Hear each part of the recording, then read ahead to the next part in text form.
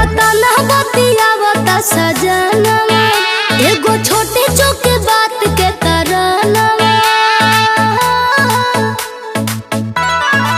हो बोला ताना बतियावता सजनवा एगो छोटे चोके बात के करनवा रोही चटनी बनवले तीस के हो तीस के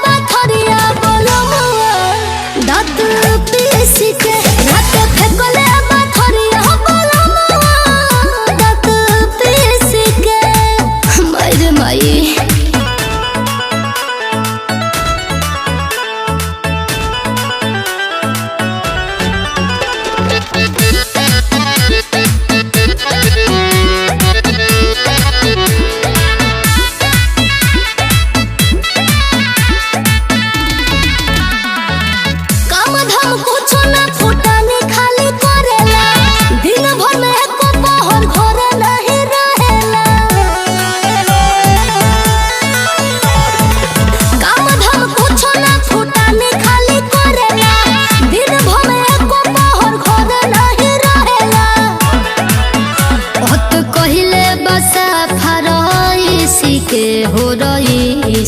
के तोरा तो फेंकले बथरिया बोलमुआ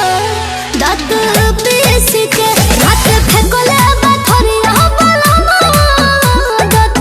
पीस के